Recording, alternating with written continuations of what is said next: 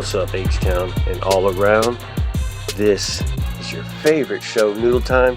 Once again, tonight we're going to discuss some things that are Houston Dash involved. We have a new president of women's soccer hired, and we're going to go through some roster updates. But first, and which we should always do first of all anyways, is introduce ourselves. I am OSG as well, as always, and with me, as always, as I should say, is the dynamic foxtrot himself, Andres. What's going on, brother? How you doing, man?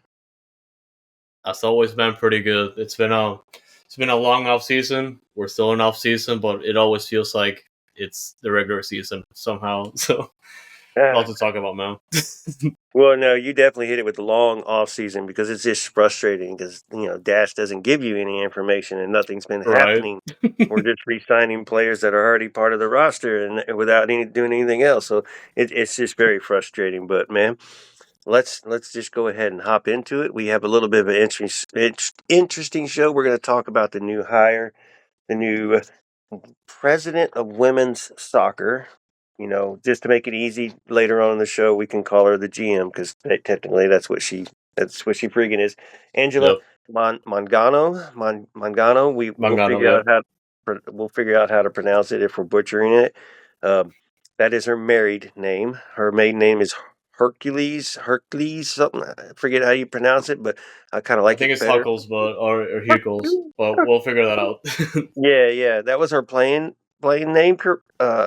So she's has a nice prolific career, part of the U.S. women's national team.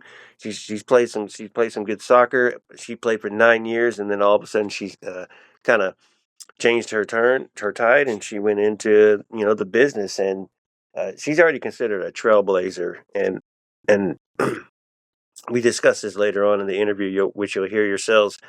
And I asked Ange on the podcast, is she a trailblazer? And she went into detail and kind of said yes, and I agree. She's a trailblazer. Everything that she's been doing off the field, as well as doing her job, and it's keeping it related to the club, makes her a trailblazer, man. So I'm very interested and curious to see what we're getting here.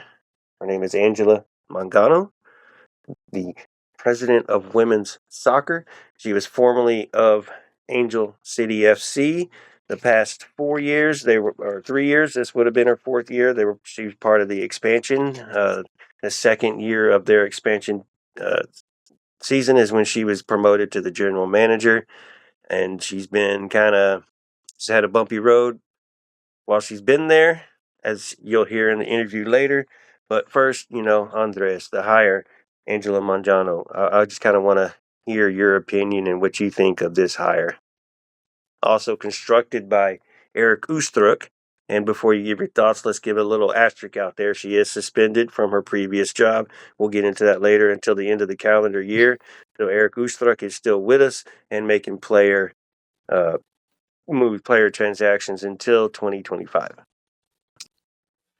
Yeah, it was right about time we announced someone, and I feel like the timing of this announcement came down to the fact that Angel City had to announce her leaving before Houston said something about it.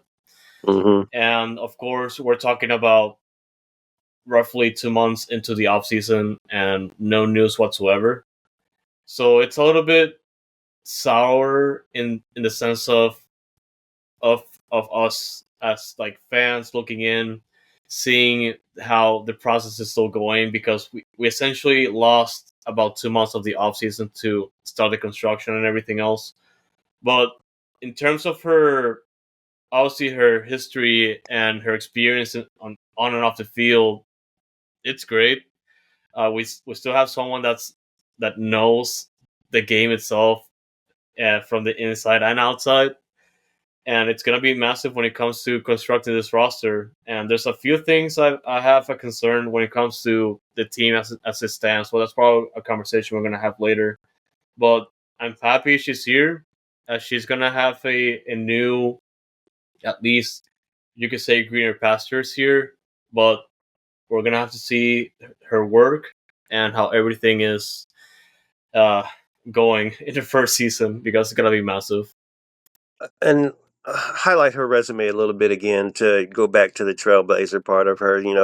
what she's done in 2014. She traveled to Morocco as the Sports United Sports envoy for the U.S. Department of State, and a lot of things that she did to promote the sport to children, to youth, to countries not as fortunate as other countries, and stuff like that. So that was nice to see on her resume. 15 to 17, she served as a Women's Sports Foundation president, a regular speaker on topics of sports, leadership, equality, inclusion, and safe spaces, anti-bullying, the power of sport, and the impact of personal growth and development. So it seems like she's smart. She knows what she's doing. She fits in the field. She played the game. She understands the game. So let's see what she can do as a GM.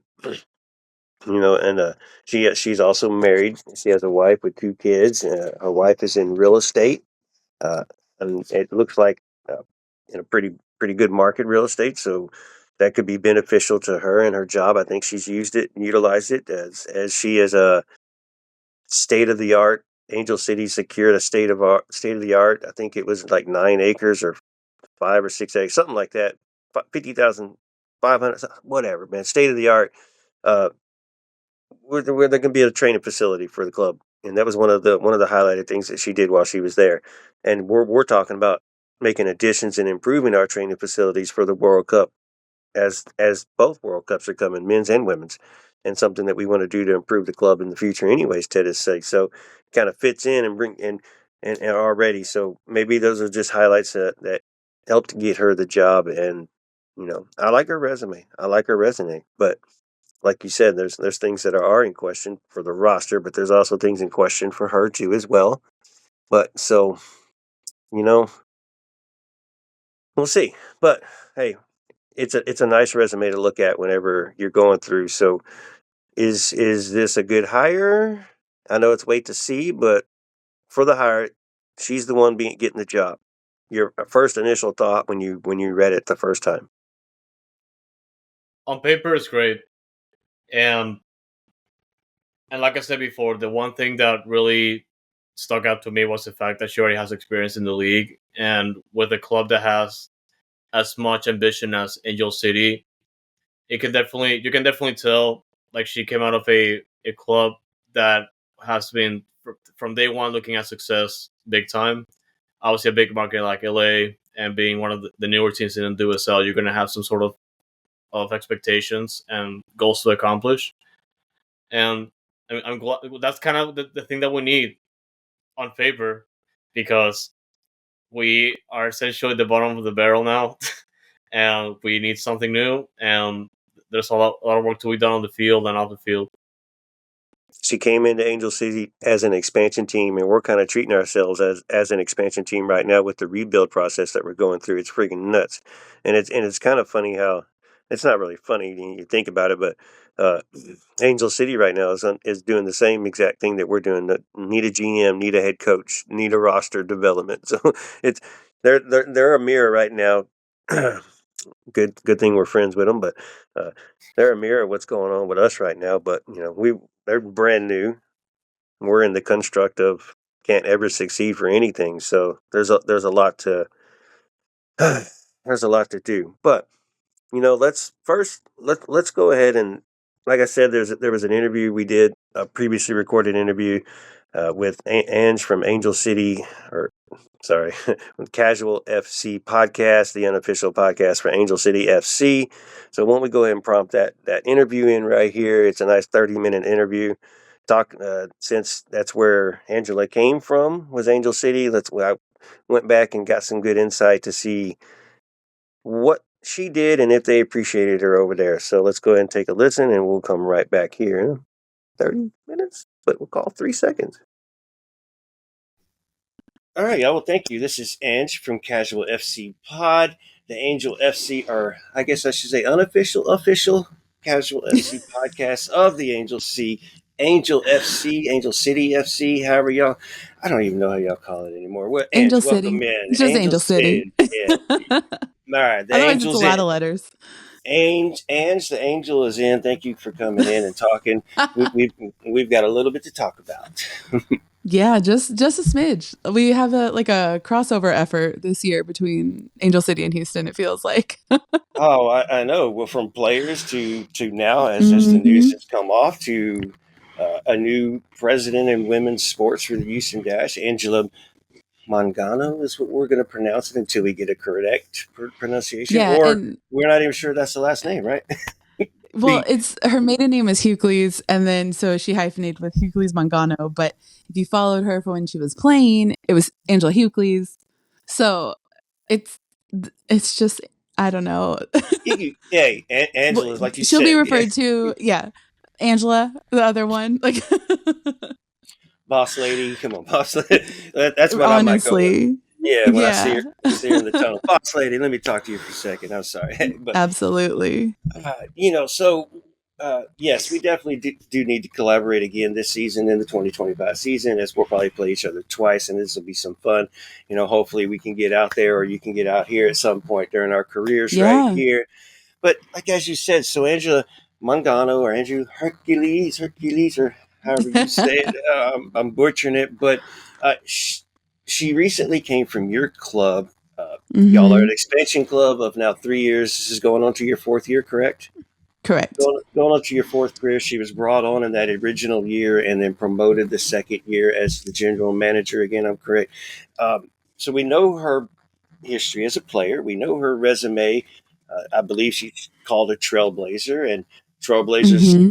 is not a word that you throw around. So real quick, while we're on that, was she a trailblazer? Is she a trailblazer to you? You're a woman in sports. I mean, I think like any female athlete that competed in sport at a high level prior to the year 2000 is a trailblazer because there was no funding, there's no advertising, there's no anything. It's like not, and I don't want to say there's no support because there's always been support. It's just not been given an environment to thrive. It's always been difficult to find or chastised or what have you. But if you succeeded, like if you were, playing at the collegiate level, playing in the baby startup leagues of the mid 90s, like or like the ABL, the pre WNBA basketball leagues, like all of these things that were like flash in the pan leagues, yeah, you were trailblazing because you were forcing the way forward. You were clearing the path to then allow other people to take 10 steps forward the next time it went, to take 10, every little incremental shift Yeah. blazed, like legitimately blazed a trail to get us to where we are now with multi-million-dollar contracts and media deals and all these things. But those women suffered. Like as Oh much yeah, as they yeah. enjoyed playing, the suffering was loud. And it's crazy to think Injury how recent recovery it is was too. nothing. Oh yeah. That's the thing people forget. This wasn't, 200 years ago that, oh wow, I can't believe this happened. Like, no, Yeah. this was within our lifetime. This is 20 Uh, years ago. yeah. Not even, Unfortunately. like, honestly, with some clubs, this is this season. With some leagues, like this is Oh still yeah. happening across Yeah. sport. We just have some that are a little bit more like they were the ones blazing the trail. Like they are the ones that have had more steam behind them, more support overall. So that's why we have the WNBA, the NWSL, like the women's hockey league is taking off. We have, I don't know if you guys have it out here, but we have Ultimate Frisbee. We Oh have a yeah. league out here that's super cool. Like there's so many things that are starting and gaining traction, and then it's this like roller coaster moment for a lot of those leagues of like, do we have funding this season, do we not? And yeah, anyone involved in that part of Right. foundation building for their sport, absolutely a trailblazer. Absolutely. And she's done it not just here in America. She's done it across the world. A trip to Africa or to Morocco. She's not just as a Mm-hmm. player, but everything she's done. Like we said, some of us probably know her resume and her background a little bit as we've done some research on her. So yeah, I agree. When I saw Trailblazer and then I continued reading her resume and looking at what she's done and what she's brought to the sport for just Yeah. women in sport, for girls in the sport as well, and, Mm-hmm. and just and just so forth and so on, and then what she does for the community. Her wife is within the real estate, so it looks like she's taking advantage of that aspect to Yeah. advantageous to her career. So Yeah, I agree. She's a trailblazer, and I hope she continues to make thrives in this network and continue to Yeah, I hope and so. control it for everybody. And that's the thing with the GM moving out from Angel City, whether that was mutual, like the mutually agreed upon exit is never mutually agreed upon. It's like, okay, fine. Like everybody knows it's like you either quit or you get fired kind of thing. Yeah, And that's across sport. I think when it's like, oh, we've mutually agreed to part ways. No, you didn't. You mutually agreed that we weren't going to make a moment about this. We were both like, yeah, okay, that yeah, works. yeah, yeah. I've got other offers on the table or, what have you. But Exactly. um, I Well, really hope. Oh, yeah, let's go ahead. Go ahead. before we Because I even could get to go. that far into that, let's go back to the beginning. So basically, she's there at the start of the expansion career for Mm-hmm. Angel City. We're basically doing a complete rebuild. I mean, absolute complete rebuild from the Yeah. absolute top. We have our CEO, and then we had nobody else from the bottom. We now have Angela, who is suspended until the end of the 2024 year, which means Yep. we still have to keep Eric Ustruck, who has been a moment a very nice piece to help us make all these moves that we've been making. He's former to the club. He knows what he's doing. So he's just a very good consultant, and he's going to continue to do player personnel for us as she moves in. But going back to the beginning of Angel City and her coming in, I don't know if y'all were knew of her, had to learn about her. Were y'all happy with her getting the job, the GM position, and then from there the personnel moves that she was starting to make, and it seemed like things were working out. Yeah. So her tenure with Angel City is kind of like it's tumultuous because there was always a lot of change Mm. within the club because we were new. Everybody's trying to get their feet about them. You're trying to figure out what to do. I'm not saying that I think that those salary cap situations should have happened because like that's what your lawyers are for. That's what, like there's things that should have caught that or like what have you. The childcare Exactly. aspect of the violation is stupid in my opinion and I've mouthed off about it enough on our own show, but the using the federal stipend amount for childcare is stupid. No, everybody knows that's like pocket change Yeah. Yeah. for like it's a $5,000 annual credit for childcare. That's a month worth of anything. That's it. Like it's nothing. So I think that part is frustrating, but I don't know if her tenure at Angel City is hope. I want to be hopeful and say that I don't think it's indicative of what her future career could be because she came in after an interesting GM situation and personnel issues there to kind of take over, fix things, figure things out. I mean, how upset we were when they traded Paige, and you were on the beneficial end of that. We were not, and it greatly impacted the club. Um, Paige there's went just to been a some. Houston Texans game today, by the way. She is enjoying Ooh. H Town. I mean, I'm glad for her. If she's happy, if she's good with it, good. Like I never want players who end up getting traded to be miserable. Like it happens far too often, and Yeah. I'm glad that she's kind of embracing the community. But that's Paige Nielsen as well. But I think with Angela, like I don't know if there was a scenario where her work with Angel City ended up like going well just because of how weird things have been with the club the last like year or so.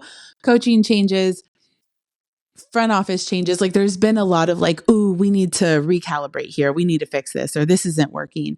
And it's stuff that you don't necessarily find out day one. You got to get people their licks and you got to get people like day in day out like what's working, what's not, and then you start to see those flaws. And I think that's really what happened is that she didn't get to start with a team that was built really truly to succeed well. We had some weird pickups, some players that nobody, at least the fan base, we had no idea how or when or why or whose idea this was. You know, it's one of those where you're like, what is this? Why are you here? I don't know. Yeah. So there's a few of those.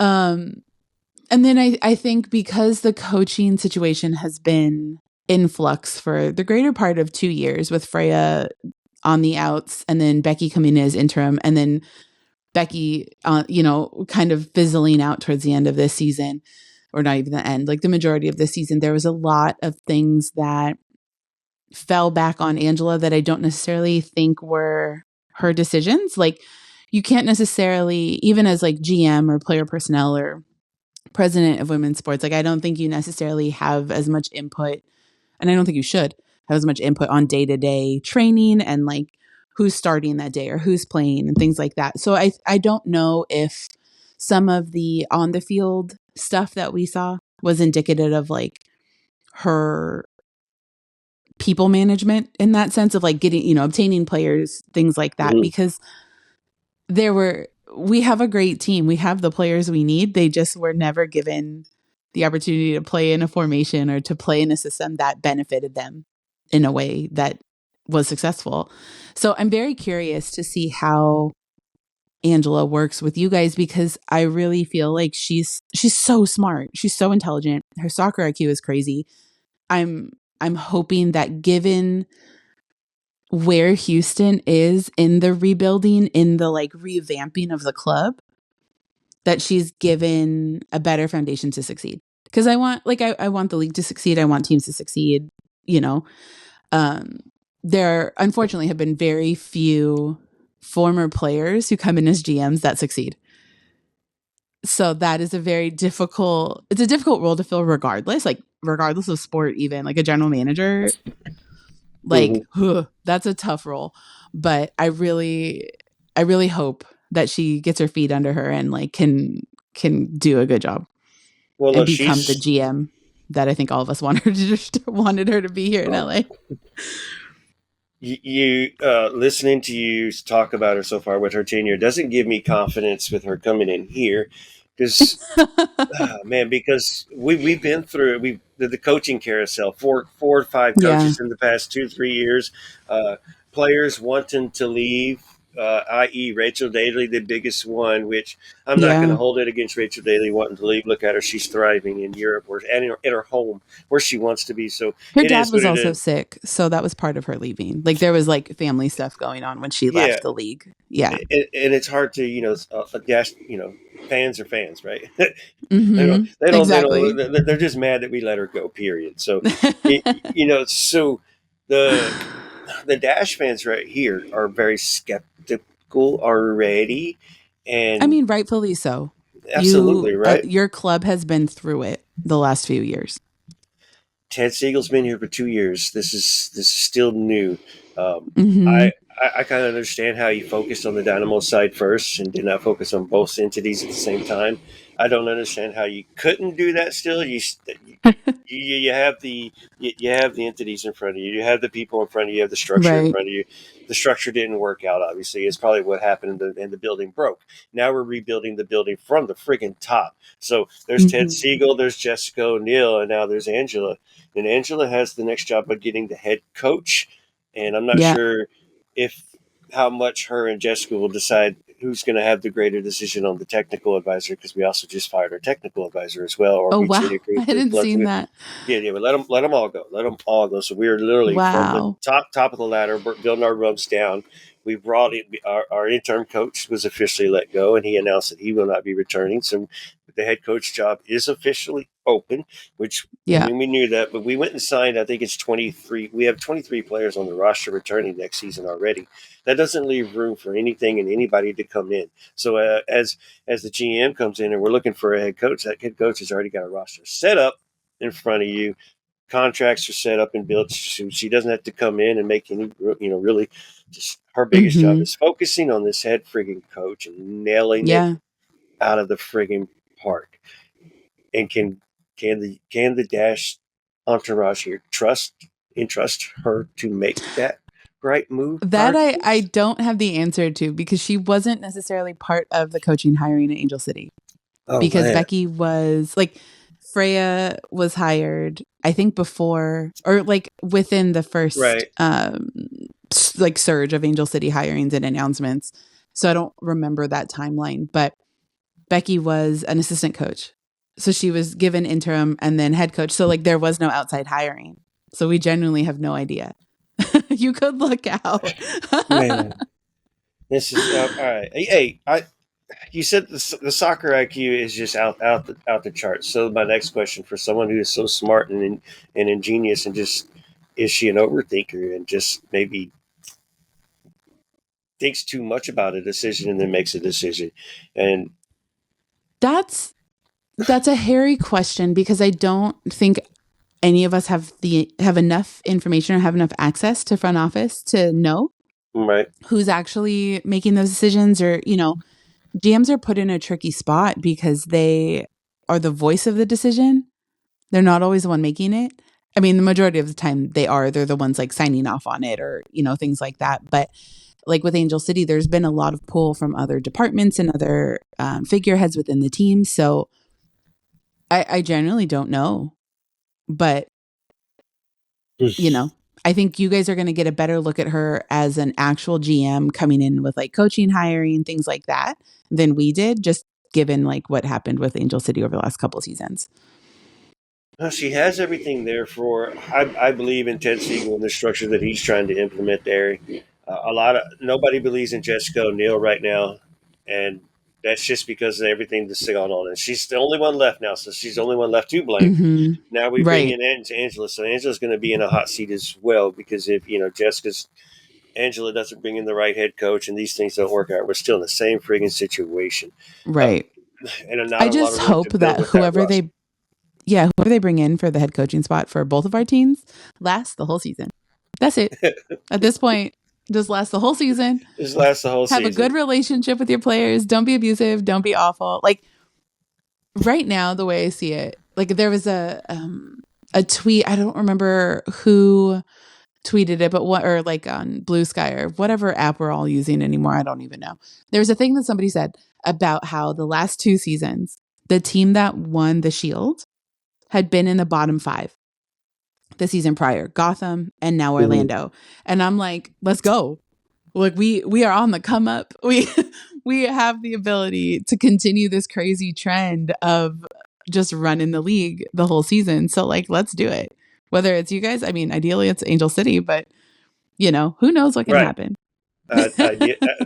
Ideally, you're right. It would be, Angel City, or ideally from my perspective, yeah. But Gotham hit it on the nose. They made all the right player personnel roles. They took the right coach. Yeah. They knew that's the perfect coach. Orlando, I'm not sure more about their situation, but it feels Orlando like has been in the gutter for like a decade, and they brought in Haley Carter.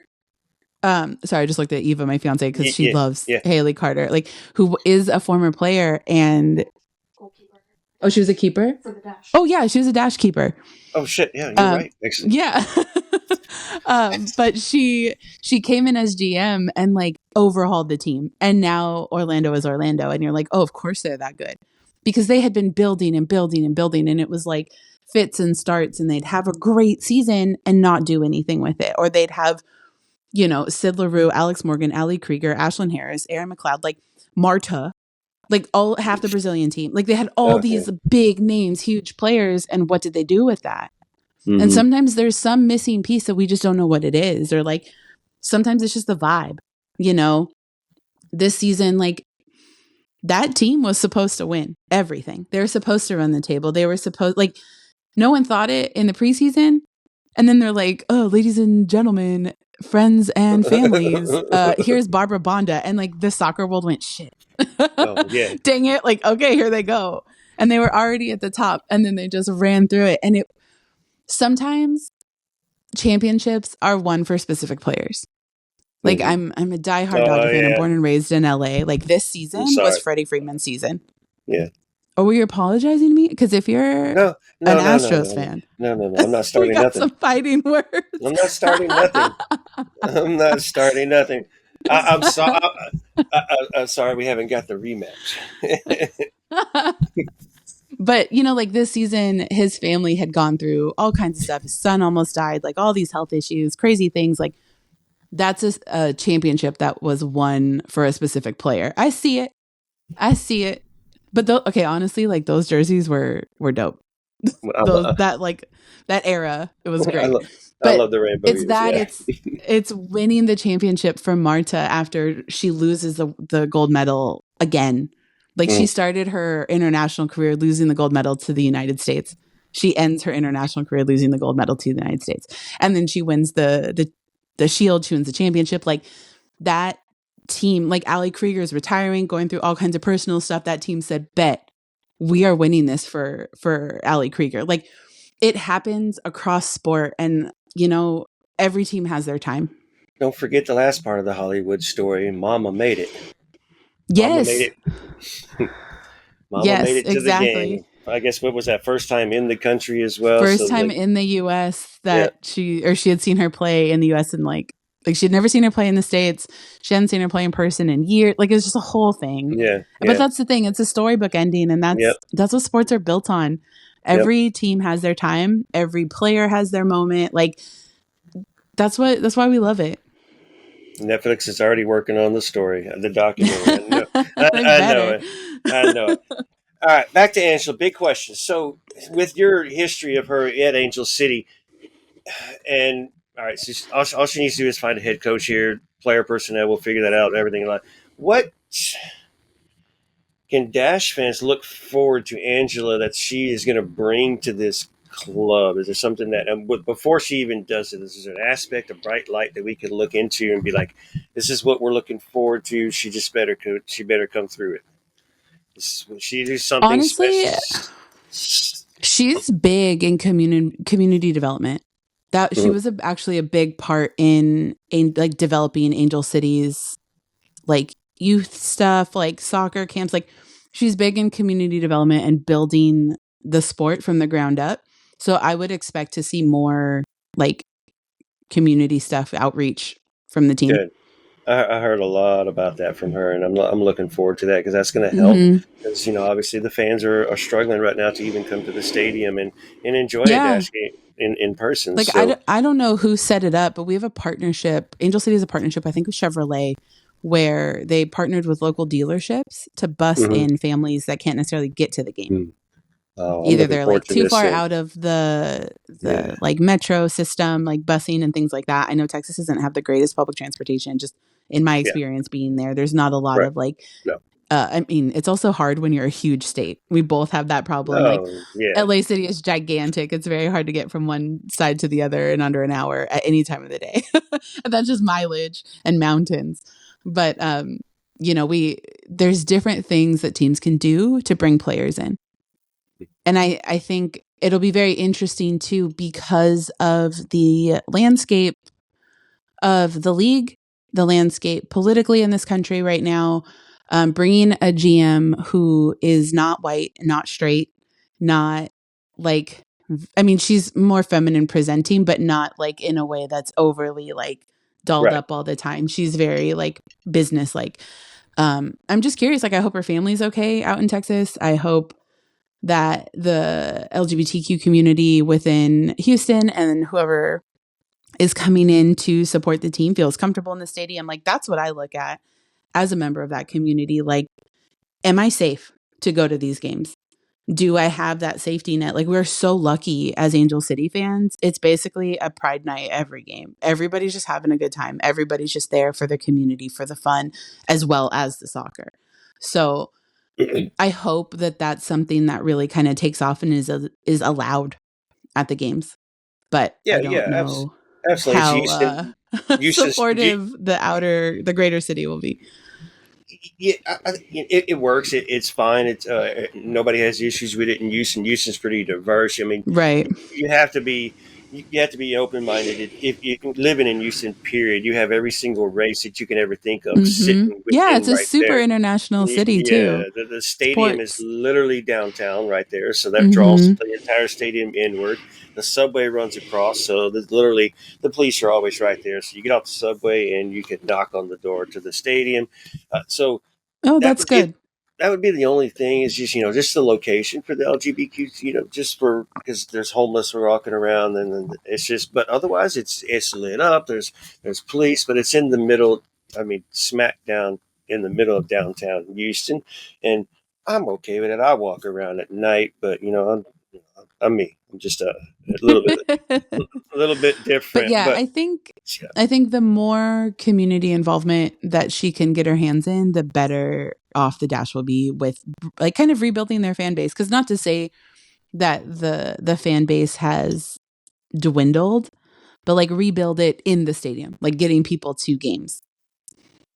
question and a Plus, follow up just too dang comment. hot out there. Oh yeah, well, come It's on. too dang hot to go outside. Yeah, y'all are lucky. Y'all a little bit. Y'all got a little bit better temperatures than us. Just, but Just a little bit. just a little bit. So you were talking about Angela's approach as a figure when you're talking to her in person. Is she approachable to the fans? Oh, And absolutely. Yeah, she's super nice. something that the She's super Dash do nice. She's not do. super like warm. She's very inviting. I mean, granted, like out in LA, it's a little bit different because you're like, you don't see those folks. You don't see front office folks necessarily on game days. Like you see them at team events, things like Yeah, that, because such a, it's a safety issue more than anything, always. right. Um, to protect the players, protect the front office, that kind of thing. But yeah, any team event that I'd been to where I met her, talked to her, she's so warm, so welcoming, so happy you're there. Like it's not like, oh, I'm the GM, I'm this person. There's none of that. That's good news because one thing the Dash have not done is they're not very transparent. We have had no disclosure, no Mm, discussions, no talks. The only news that we've had in the off season is the signings that we've had that we don't know where they came from. Besides Eric Kustrick, and then now the GM hiring, but we still have not introduced her to the city. It's not introduced her as the club president. She's only been given the job. So we're waiting for that to still happen, which we hate. So that's looking probably going to forward. drop like January 3rd, just given the suspension of Yeah, it all. yeah, and that's fine. Maybe that has something Yeah. to do with it. Just wait till she's cleared slate, and then you don't have to answer those Hmm. questions because it's still live, whatever. But blah blah blah. All right, cool. You know, all right. So one of the last questions: are there any tips you can give the Dash fans about Angela's approach on building the fan base? So I guess Ooh,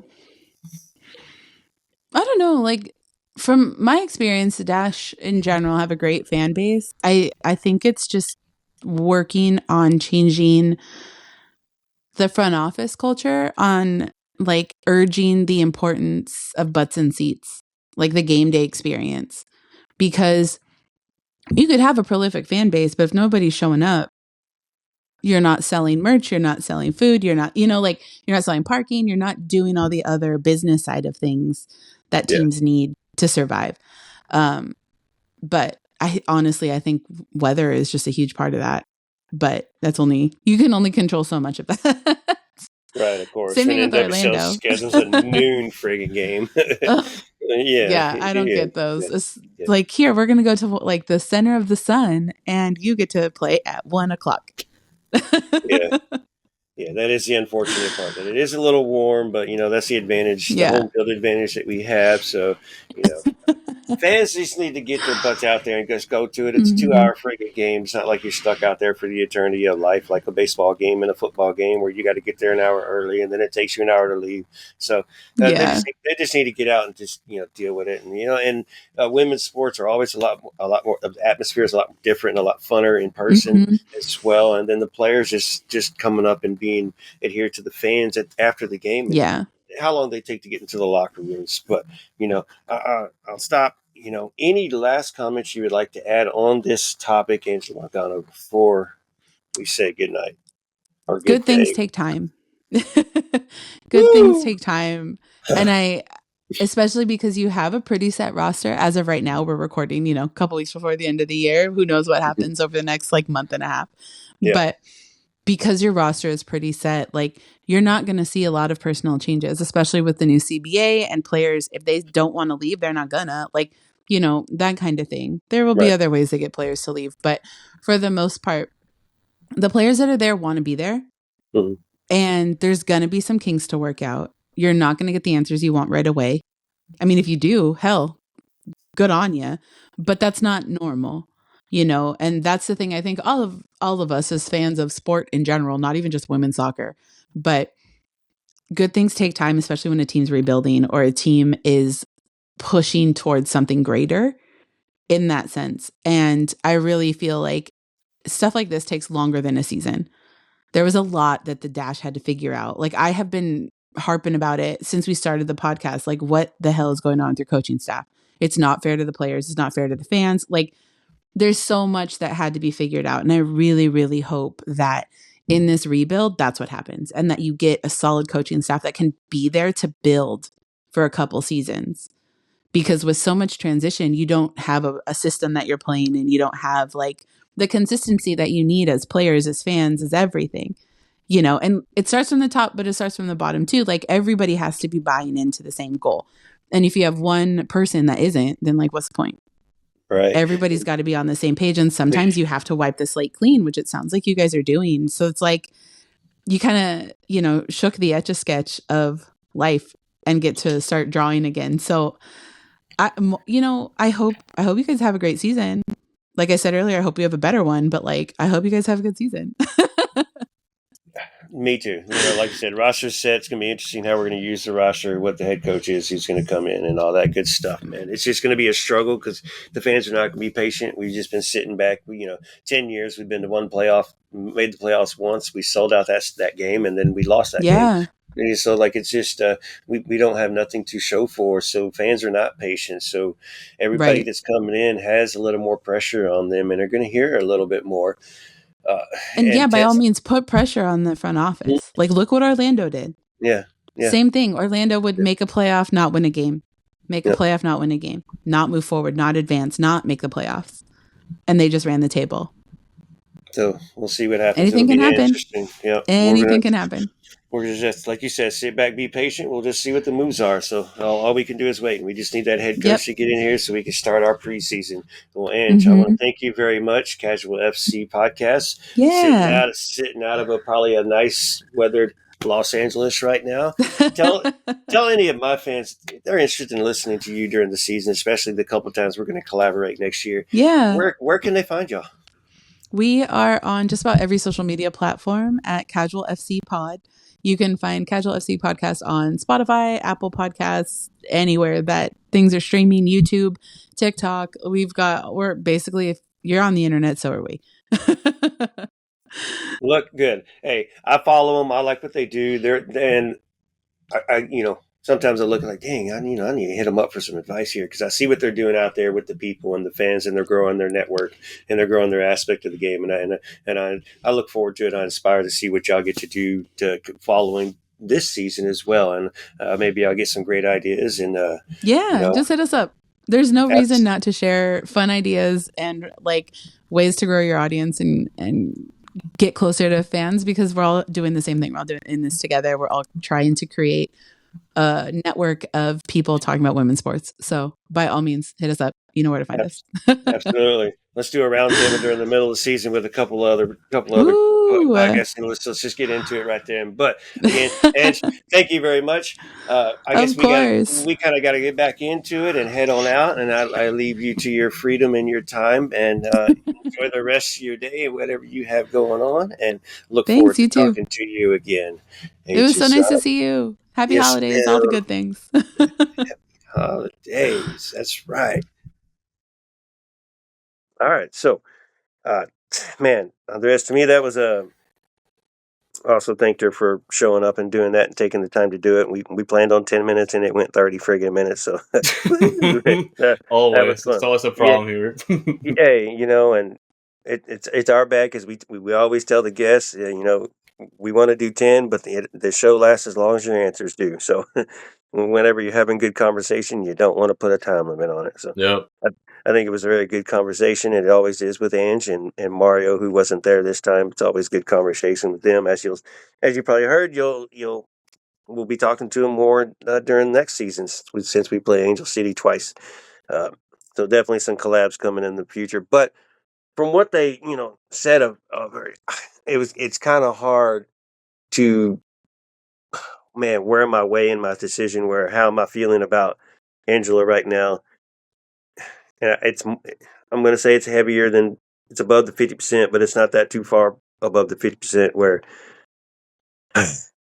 because some of the decisions that she made over there were like they kind of question them. Some worked out, some did not, and they're like, well, yeah, hello, and then to get in trouble with the salary cap, doing things on the side, and trying to trying. I don't even know what the hell that was, but she made a good point too. At the same time, that Angel City's supposed to have lawyers that are supposed to look at the contracts and make sure the contracts are fulfilled correctly before you submit the damn things. So you made mistakes, and then the club made mistakes. Well, hence why probably the part owner and Angela was suspended, and Angela ended up losing her job, and now she's here. But very intriguing. So I want to ask you, now that we know all this, and what do you think sold the dash to Angela? Well, a new job, and the fact that we just need anything at this point. And this is not. I would like to say that, of course, Angela was in a tough position to do, or at least ask for anything else on the dash, because she's in a pretty tough spot when it comes, like, right after that whole ordeal. And you can definitely, like, either like blame the league for not being clear about it, but at the end of the day, it comes down to the clubs and how they just, like, engage with these kinds of payrolls and signing contracts, because they have all the resources. They have to just go through all the rules, make sure they're compliant, all that. And for me, it's just like, obviously in a position of leadership, you're gonna take responsibility because you call the shots. And overlooking that that particular rule, where it just becomes too obvious that the league was like, okay, I'm gonna take points away from you. That never happens, by the way. So it's, for me, it's just like a failure when it comes to just trying to manage your team. Of course, since we are all human, there's also that possibility of them accidentally overlooking that rule. But at the same time, as a leader in a position of power in that type of club where your expectations are extremely high, the room for error is like none, essentially. So it sucks it happened to them. It sucks that it happened to Angela, but it's just those types of things that you cannot really do as like any director of soccer, or really a particular general manager if you're managing a team like that. Well, at least we know that won't happen again. Will Yeah. something like that happen again, though? That's what people will always question, because once an offender, always an offender. But she's under a different FO now, different leadership, different eyes, different held accountability. Now she's done something, so eyes are going to be especially on her. Uh, like you said, she fits the mold, she fits the job, she has the resume. It makes sense to bring her in. It's going to be this head coach that she's immediately been told to do, find us a head coach. So I'm sure she's been given all the stacks of papers, interviews, applications, everybody that's shown, not interviews, but applications that are on the desk, and she's probably going through them already. And hopefully she's already had a couple. It would be nice if the Houston Dash would have an introductory damn meeting, but I guarantee you they're waiting till Yeah, press January conference. 25. I wish. She's suspended right now, so let's not Right? introduce her. Let's not introduce her while she's got, a hand mark slap on her hand. Yeah. Yeah. So I get that part. Let's wait, but hey, at least they announced we have a new position. So because I would like to meet her. They say she's going to be fan friendly. Uh, so I'm going to side with the part. This is a good hire. Let's see what she can do with the head coach hire. And then we don't have much more room to wiggle with the roster as far as how much we can improve it. So, what is she going to do to help this team improve, to grow? I think she does a lot behind the scenes. A GM is not an on-field person, anyways. You're not coaching the game. You're not dictating how the players play. You're just out there finding the players and negotiating the contract that your scouting department and your coach prefers that player to be coming in. So I think she's going to be a benefit to the club. Head coach has to be a hit, though. Her first It step. has to be a hit, and I'm gonna. That's one of the big problems they have, and I'm gonna get into a conversation where we talk about the roster, but yeah, a big job ahead of her for Angela whenever she comes back for suspension, and of course Eric Gilstruck. I'm sure he's gonna be covering for her in a good chunk of these big decisions ahead of her. But yeah. Well, since you're ready to talk about the roster, I think we're ready to talk about the roster. That's enough I'm that we can ready. talk about Angela right now. We just need to get her in and see what she can do and get her announced. We just need 2025 to come in. So roster announcements. I'm going to breeze through some of these. We've talked about some of these. A couple of them we're going to focus. If you want to stop on somebody and focus on that person, let me know. But we'll just breeze through and kind of remind people where we are, since the roster has changed a little bit since the last show when we went through it. But new contracts. These are all 2 years with a third-year option, mutual option. We're returning Chapman, which I kind of expected. I'm good with. Jalissa Harris. Was kind of hoping she would return. That's good depth off the bench, and you saw she could be versatile. Amanda West played 18 games, didn't play much at the end of the season due to injury and whatever else reason. Was a rookie, came out of Pitt. She's hopeful in the attack, somebody that could show some potential, but we're waiting on her to grow and see. Your girl She right here. balled out. Yep. She balled out, and I'm glad she's back. Yeah, she did have 1 goal and 2 assists over the season. She was involved in the attack a lot on that left side when Bachman wasn't playing and Alozia wasn't playing. So it'd be curious to see, on her second year with the new coach, what we can do with her and get her involved in the attack. As I said, your girl Kiki Van Zenten, who did not get to play at all last year, so we're still curious to see what she can bring to the table. You kind of have an insight. Remind the people what type of player Kiki Van Zenten is and what we can expect from her, most likely coming off the bench. But, new coach, she could still earn a starting position. Not likely, but we'll see. Yeah, honestly, a big utility player. Like, even in the few games we've been able to see early in the year, like, she was just like everywhere, and just giving I like to say, new energy to the attack itself, and that's something that we actually need. And it's all going to depend on the head coach, and of course, like her rebounding from that big injury, like pretty early into the year, and I'm ready for her all the way. Awesome. And then, of course, the youngest player in the NWSL or the Houston Dash or whatever it is. I think it's just the Houston Dash, but Zoe Matthews was signed for a 2-year with a third-year option. I'm excited about this one. She has a ton of potential. Yep, So I'm glad I'm we looking were forward able to to it. get her into the books. And yeah, you said you had some expectations for her. Well, the only expectations I have is she's gonna get more playing time next year, 100%. It's still gonna come down to the head coach, but I mean, she's there. Just having her presence just just tells me that we're just looking to refresh this roster. And like literally, like when the offseason rolled in, she was just like in all these like lists of prospects to look at over the next few years. And I'm excited for the opportunity, man. She's gonna get, and I hope the next head coach is gonna see that and give her the playing time that she needs. Going to be interesting to see where she fits in. Heather Hens, which is an interesting move, has been recalled already. She got 2 games. She gave up 1 goal. One was a 1-1. 2 goals. One was a 1-1 draw, and the other was a 1-0 loss. Yeah, so 2 goals. In, 2 games, 2 goals, and a tie and a loss. But she's been recalled already. I thought she was going to make it to the preseason because I think Fort Lauderdale just had a game yesterday, as a matter of fact. So kind of weird that they recalled her back already, unless they just want to make sure that she gets a break and then she comes into camp fresh. I still don't understand it because, I mean, Jane Campbell ain't going nowhere. She ain't getting hurt. Yeah. But be ready for it. Asan was let go. No surprise there. We didn't see anything of her. So, yeah, that was mutual agreement. L. Rubinson, this was a mutual agreement. Let go. This is probably a situation where the player just wants to return back overseas.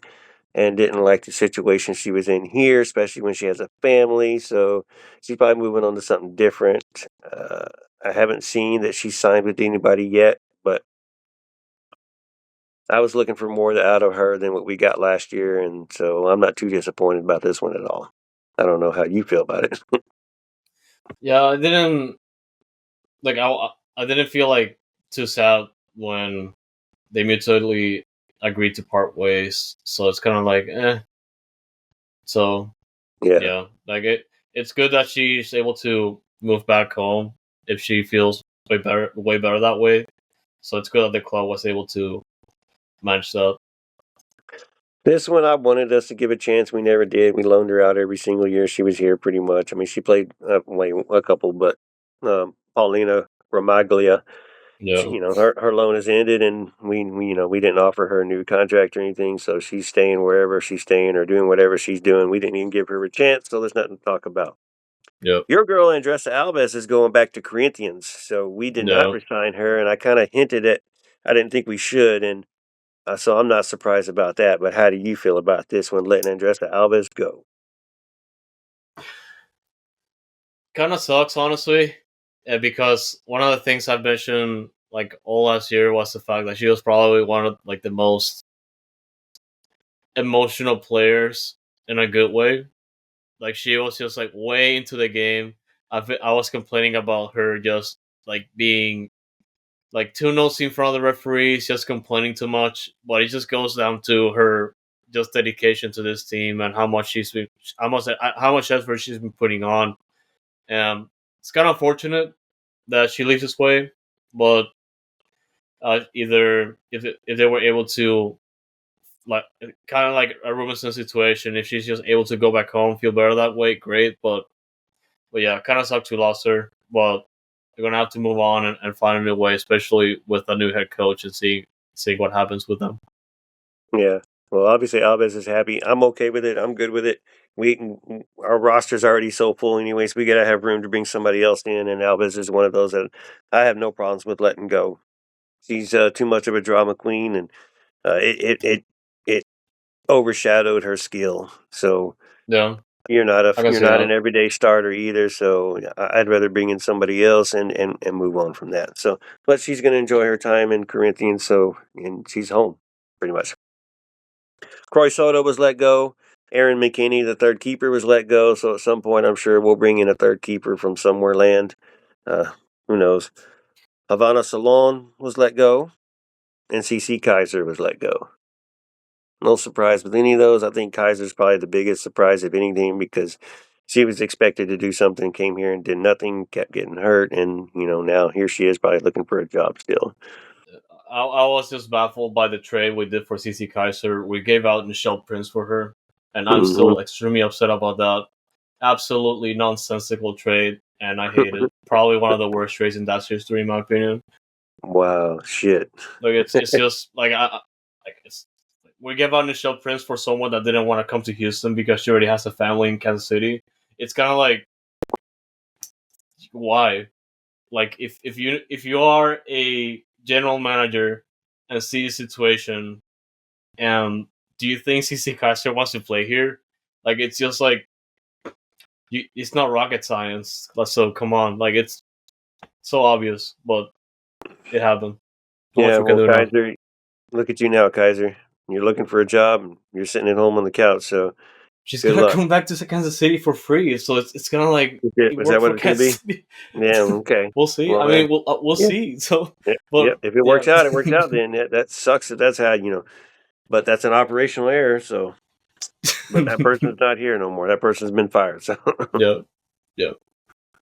right. Well, we traded with San Diego Wave for an international spot and 14K. Christian Westfall. I don't care about this one at all. I guess we're trying to get rid of an international spot. She's going to be 100% totally a depth piece and a defender, which I still don't know if we're doing 3 defenders or 4 defenders on the back line because we don't have a head coach. But I guess this is just a depth piece they thought they needed, maybe because of injuries last season. So I guess I can understand that. But, so in my opinion, Westfall is going to be, she's a right defender, completely a depth piece, and maybe come in and make some spot starts. I do agree. Like for me, it was just I feel like this one's just gonna be like a death piece coming into this team, a new team, which we're not sure what's gonna happen, but still on paper, like with all the defenders that we have, it just feels like it was gonna be like coming off the bench or something like that. So we'll see. 7 defenders with her. Yep. 7 defenders, man. But the other player addition was Delaney Sheehan. I am interested in this one and curious at this one and how this one's going to work out. This one's another 2-year deal with a third year as the option. We can get something back from our old former coach. So she's coming from Gotham. She 26 starts in 28 games. She's a central midfielder, more of a defensive midfielder. So she's coming off of that team that obviously won a title. I don't know if they won the title or lost the title. Yeah, I think they won the title 2 years ago. It's definitely coming from that coach. So coming in here, we obviously don't have a head coach. So I'm looking at her and what she's been doing. She's 25. She's a growing talent. Is she coming in to push for Sarah Puntingham's job? Is she coming in to push for Sophie Smith's job? Or is one of those in trouble? I like it. I'm with it. I'm on board. She's an aerial threat. That's something that's a bonus that we haven't had before, that we don't have. Now that you add her with Tarsi in the middle on corner kicks trying to score, that's a bonus of her, and that's one of her big things. So, man, I'm Delaney Sheehan, man. What do you think of her? Honestly, I'm not like I'm. It's not like a bad signing. Obviously, coming in as a free agent, she's gonna be trying to push for a spot here, and it's gonna be here. She's gonna be here for the next 2 years. Obviously, not bad considering that we're gonna have like a crowded like midfield camp over there, depending on what the coach does. But it's just good. Like I also agree with you with the fact that she's gonna be pushing everyone else around her, and for that starting spot. So I'm looking forward to it. It makes me wonder. I know she's a free agent, and some people leave when they're free agents and they just don't want to stay, even though they're in a comfortable situation. Was her time up in Gotham? Did she just want to leave? Is she just one of those girls that wants to be a free agent and maybe she wanted to get out of the cold? I don't know what it was. So that kind of questioned me. I wish I kind of knew somebody at Gotham to get the inside there. What happened with her? Is her time up? Maybe our buddy. Can't call him our buddy when I can't remember his name right off the top of the head. But Theo, maybe Theo Lloyd's got some little insight to what was going on with Delaney up at Gotham and see why she is out and decided to come to Houston, because that is a quite big of a difference. Gotham, who finished 4th, I think, last season, you're coming to a wooden spoon rebuilding Houston. So Yep. makes it curious why you're making that decision. But I think she pushes for a starting job as well. Yeah, hopefully so. All right. So moving on, man. Like I said, we got defenders. We have 7 defenders now. So I'm gonna run through these real quick, and then kind of let you talk for a second. But defenders, 7 of them: Chapman, Tarsi, Harris, Jacobs, Lind, Nilsson, and Westfall. All right, your defenders. Your midfield goes with Breed. Remember Bell Breed sticking around on the team, which I'm okay with. Zoe Matthews, our girl Oliveri, Patterson, Sheehan, of course, Puntingham, Schmidt, and Van Zenten. Your forwards, we have 6 of them with Alozia, Bachman, Gary's, Yuki, Ordonez, and West. Bachman, we need to figure out how we're going to use her to her best ability, as well as Ordonez. And then the rest, Alozi, same thing. We have some options to use here. I think this roster is still built for 3-5-2, but I have a feeling we're going to go with a 4-back.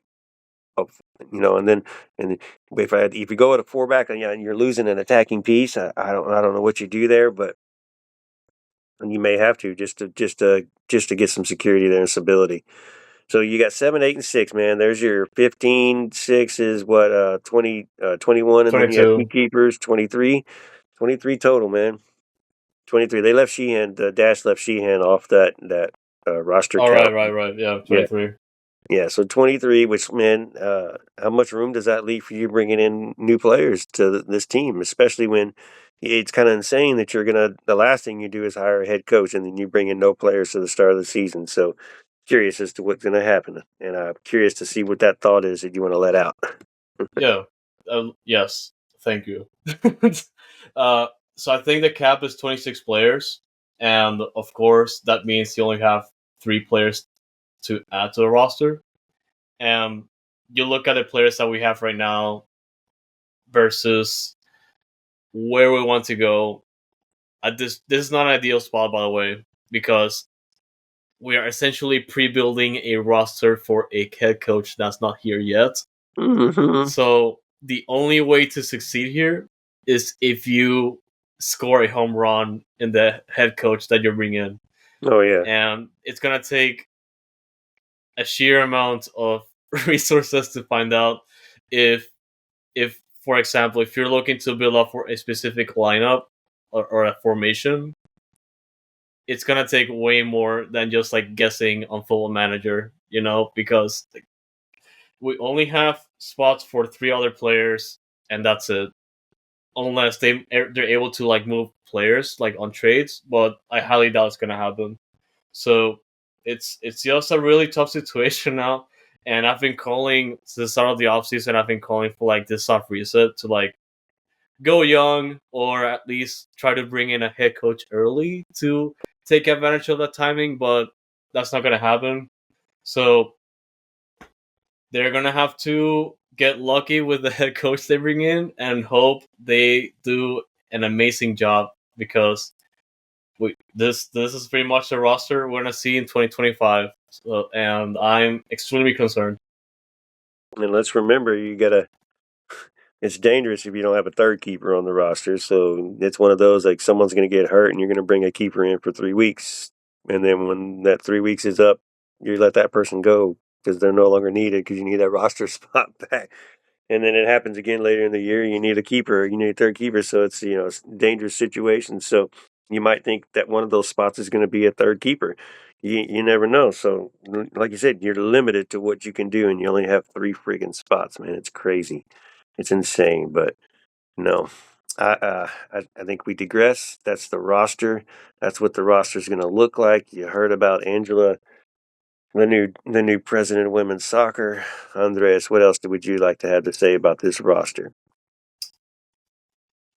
Yeah, man, like it's a lot of stuff to figure out with this roster, and I mean, I look at Diana Ordonez. I'm like, is it gonna be 20? Is 2025 gonna be a new year, or is it gonna be 2024 all over again?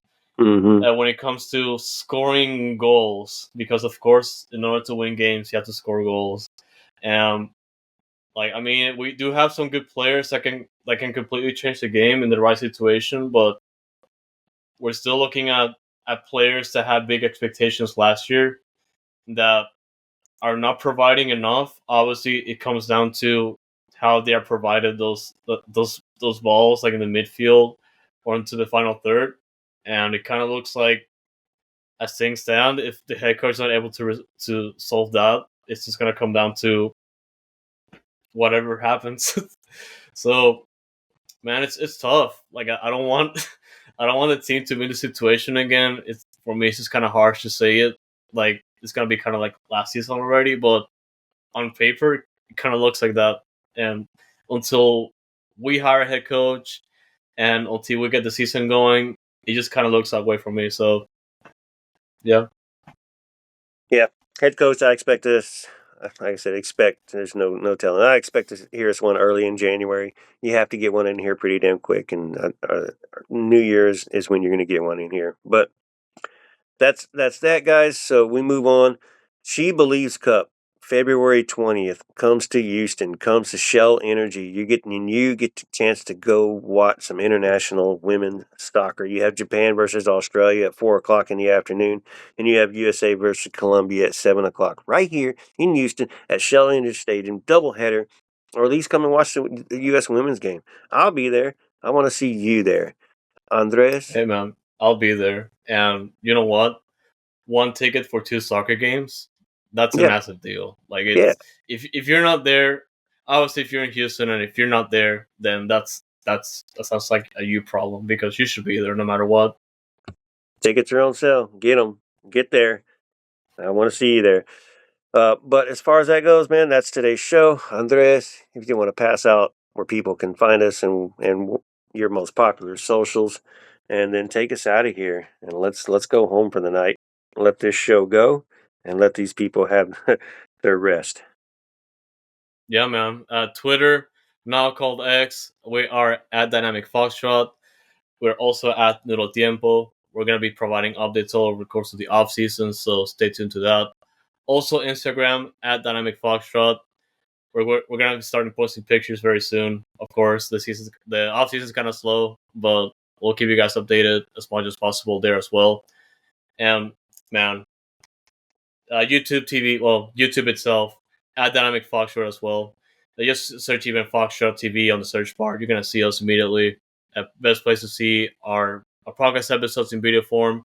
Also on Ghost TV. That's at golztv.com/Dynamic Foxtrot. Also a good place to see other soccer content creators around the country. It's extremely useful tool for that. And last but not least, man, the podcast. Everywhere you hear your podcast, we're there no matter what. And honestly, give us some feedback. Rate our episodes. Leave us a comment as well. It goes a long way when it comes to making the next episode better. Just get ready for the season to come over. It's going to be a couple months from now, but the off season's still rolling, so stay tuned. I like to see it, man. Well, we hope to see y'all soon, because that means news is happening. If we don't, that means we're back into the silent death mode. But you know, we still have Dynamo news coming out, and we'll see if there's something else we can pull off during this off season and get some news rolling for y'all. Some good news: a head coach and a superstar player coming into the squad to push Ordonez up top, and both of them start scoring goals. But hey, thank y'all, H-Town and all around. This was Noodle Time. H is up. Yes, sir.